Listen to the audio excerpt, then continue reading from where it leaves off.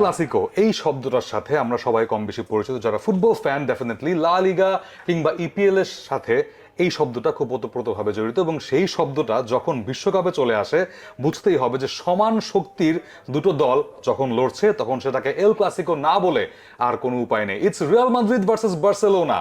একটু ঘুরিয়ে বললে ওয়ার্ল্ড কাপের পার্সপেক্টিভে it's Spain versus France. Two heavyweight teams are here for the first semifinal of this FIFA World Cup 2026। সেই সেমিফাইনালে কি হতে পারে, লাইন আপ কেমন হতে পারে, এবং finally what is the prediction, এগুলো নিয়ে আলোচনা করব ডি বক্সে। ডি বক্সে বরাবরের মতো চলে এলাম আবারও। চ্যানেলের পর্দায় দেখছেন ডি বক্স, তার পাশাপাশি আই স্ক্রিন দেখতে পাচ্ছেন সবগুলো ম্যাচ লাইভ, তার পাশাপাশি বাংলা ধারাভাষ্য শুনতে পাচ্ছেন রেডিও ভূমি 92.8 FM এ। বলবীর প্রান্তর অ্যাজ ইউজুয়াল চলে আসলাম আপনাদের সাথে, এবং সাথে নিয়ে এসেছি আজকে আহমেদ বিন পারভেজ, যে একটা পর্তুগালের জার্সি। হ্যাঁ, এটাই আমি জিজ্ঞেস করতে নিয়েছিলাম যে পর্তুগাল অল স্পোর্ট এবিপি আসার কথা না আজকে।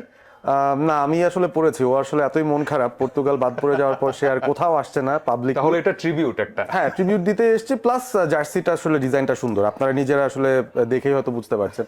বাট এই যে স্পেনের জার্সি, তাই না, স্পেনের জায়গায় কিন্তু আসলে পর্তুগালই থাকতে পারতো এই সেমিফাইনালটায়।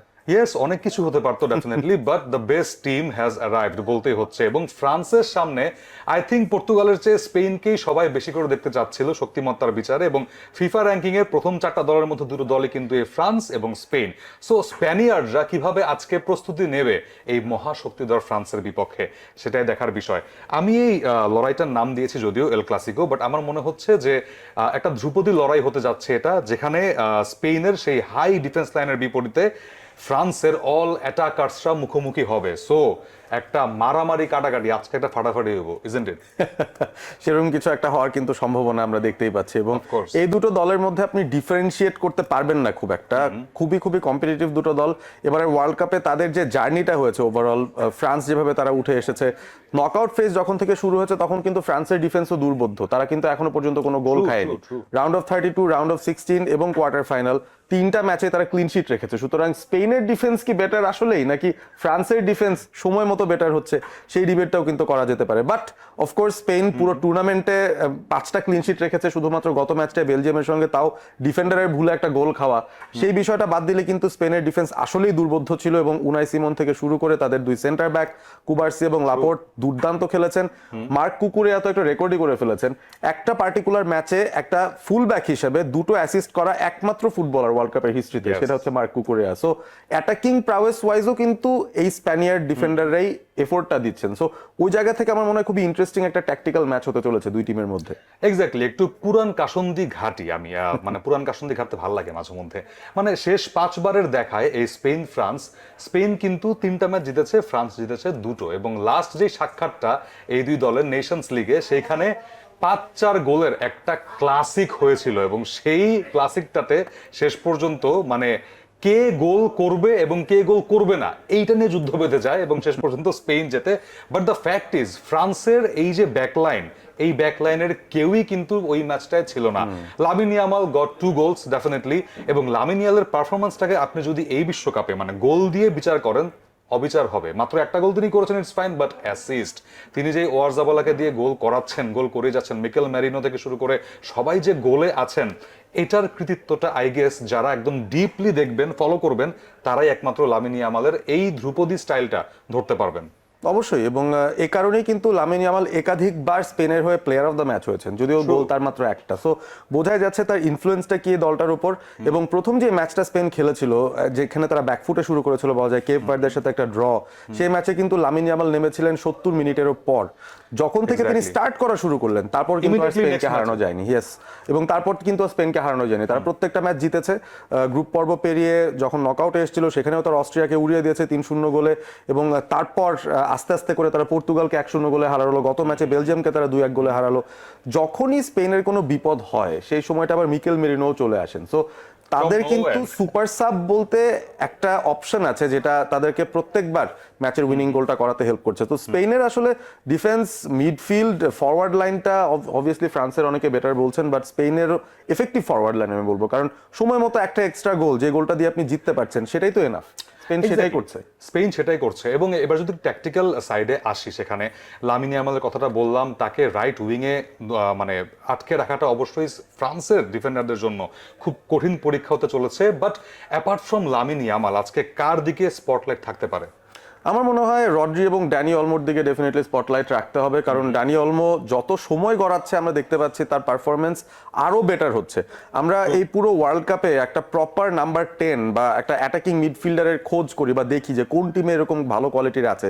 আমরা বলতে পারবো ডেফিনেটলি জুড বেলিংহাম, যিনি ইংল্যান্ডের হয়ে সেই কাজটা করেছেন। আমরা বলতে পারবো ব্রুনো ফার্নান্ডেজ, পর্তুগালের একটা ফ্লপ ওই পজিশনটায়। তবে ড্যানি অলমো যে সবাইকে ছাপিয়ে এরকম একটা পজিশনে চলে আসবেন অ্যাজ এ ক্যাম্প, সেটা কিন্তু অনেককে অবাক করেছে। এবং ড্যানি অলমোর পারফরমেন্সটা আমার মনে হয় একটা গেম চেঞ্জার হতে পারে স্পেনের জন্য। ইয়েস, অপরদিকে সেন্টার ব্যাকদের পরীক্ষা হবে আজকে স্পেনের, বিকজ আমি লামিন ইয়ামালের কথা বলছি একদিকে, বাট অন্যদিকে আপনার জন্য বসে আছে সেখানে ওসমান দেমবেলে, কিলিয়ান জেনারেল এমবাপ্পে এবং তার পাশাপাশি অলিজে, বারকোলা, এরা তো আছেই ডেফিনেটলি। সো এই ফ্রন্ট লাইনকে কিভাবে সামলাবে স্পেন? ফ্রন্ট লাইনকে সামলানোর উপায় একটাই, ফ্রান্সের পায়ে বল দেওয়া যাবে না। এবং স্পেন ওভারঅল এই টুর্নামেন্টে 63% পজিশন অন অ্যান অ্যাভারেজ রেখেছে। তার মানে হচ্ছে তারা বল পায়ে রাখতে চায়। সেই কাজটা করলে কিন্তু দুটো কাজ একসঙ্গে হয়ে যায়, আপনি ডিফেন্সিভ কাজটাও করছেন, আবার অ্যাটাক বিল্ড আপেরও একটা প্ল্যান তৈরি করতে পারছেন। সো স্পেনের এই জায়গাটাই তাদের একটা ভালো দিক, যে তারা আসলে বল এত বেশি রাখতে পারে, প্রতিপক্ষ আসলে বল না পেলে অ্যাটাক করবে কিভাবে। এই জায়গাটার মধ্যে আমার মনে হয় স্পেন তাদের আসল খেলাটা খেলবে। এবং রড্রি আছেন, অলমো আছেন, আজকে কি ফ্যাবিয়ান রুইজ নামবেন নাকি পেদ্রিকেই শুরু থেকে নামানো হবে, এই প্রশ্নের জবাবও হয়তো আমরা পেয়ে যাব যখন দুই দল তাদের লাইন আপ দেবে। বাট স্পেন মোটামুটি তাদের ডিফেন্সটা সলিড রেখে তাদের মিডফিল্ডারদের দিয়ে বেসিক্যালি এই ম্যাচটাকে কন্ট্রোল করতে চাইবে। এবং একটা সবচেয়ে বড় বিষয় হচ্ছে যে স্পেন কিন্তু প্রতিপক্ষকে মানে নাভিশ্বাস তুলে ফেলে গোল করার জন্য। বিকজ আমি ছোট্ট করে যদি কম্পারিজনটা বলি, সেখানে স্পেন সব মিলে মাত্র একটা গোল হজম করেছে, ফ্রান্স একটা গোল হজম করেনি। সো ওদের কিন্তু ওই ডিফেন্স লাইনের টেস্টটা এখনো বাকি, যেটা স্পেন খুব ভালো মতো নিতে পারে।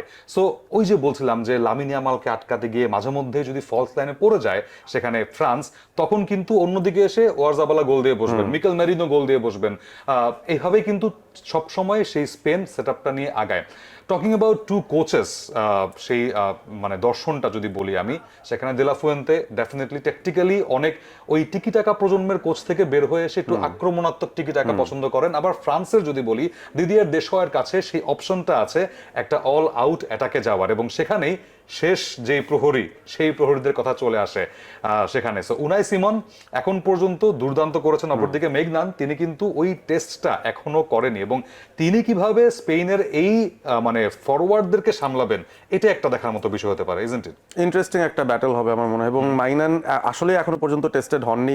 আমরা উপমেকানো এবং সালিবার কথা বলতে পারি, তারা একটা চমৎকার ডিফেন্সিভ ডুও এবং আমরা জানি তাদের কোয়ালিটি কেমন। এবং উপমেকানো কিন্তু এই ওয়ার্ল্ড কাপেরই সবচেয়ে হাই রেটেড ডিফেন্ডার, 7.7 রেটিং রেখেছেন তিনি পুরো টুর্নামেন্ট জুড়ে, যেটা আর কোনো সেন্টার ব্যাকের নেই। সো ক্রেডেন্সিয়াল ওয়াইজ, পরিসংখ্যান ওয়াইজ সালিবা এবং উপমেকানো বেশ সলিড। বাট ব্যাপারটা হচ্ছে তাদের সামনে যারা আছেন তারা কি ওই লেভেলের প্রেসিংটা করতে পারবেন কিনা, বা তারা তাদেরকে কতটুকু হেল্প আউট করতে পারবেন। রাবিও কিংবা মানু কোনে কিংবা চুয়ামেনি, যেই খেলুক না কেন, ওই স্পেনের মিডফিল্ডের সঙ্গে আসলে পেরে ওঠাটা ডিফিকাল্ট হবে। ছোট্ট করে যদি আমি আসি, এই যে সুয়ামেনের কথাটা বললেন, ডেফিনেটলি লা লিগায় তিনি কিন্তু ইয়ামাল সহ বাকি সবাইদেরকে খুব ভালো মতো সামলান, ফেস করেন, অভিজ্ঞতাটা আছে।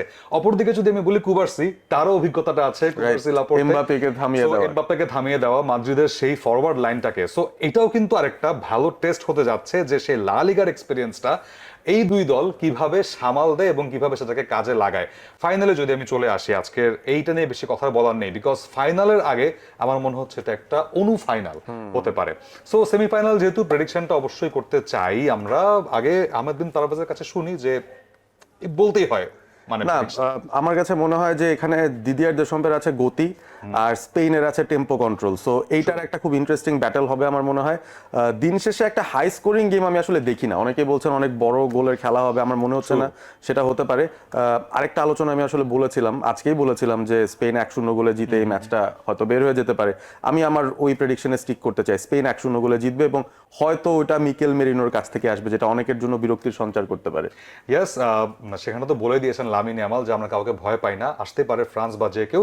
সো দেখা যাক, আমার বাজিটা অবশ্যই ফ্রান্সের পক্ষেই থাকবে, আমি রাখছি 2-0 আই গেস, এরকম একটা প্রেডিকশন আমি দিতে চাই বলবীর প্রান্তর। সো আপনাদের প্রেডিকশন কি অবশ্যই জানিয়ে দেবেন খেলা শুরুর আগে আগে চটজলদি সেই চ্যানেল আইয়ের ফেসবুক পেজেও কিন্তু এই ভিডিওটা যায়, কন্টেন্টটা যায়, সেখানে জানাতে পারেন। রেডিও ভূমির ফেসবুক পেজেও কন্টেন্টটা আপলোড হয়, সেখানেও জানাতে পারেন। আজকের মতো বিদায় নিচ্ছে আপাতত। বাংলা ধারাভাষ্য শুনবেন অবশ্যই স্পেন ফ্রান্স এই সেমিফাইনাল সহ বাকি 3টা ম্যাচের, এবং অবশ্যই আইস্ক্রিনের পর্দায় দেখবেন লাইভ ম্যাচ, এবং চ্যানেল আইয়ের পর্দায় ডি বক্স দেখতে আগামীকাল আবারও টিউন ইন করবেন। আজকের মতো বিদায় নিচ্ছি, good night from D box.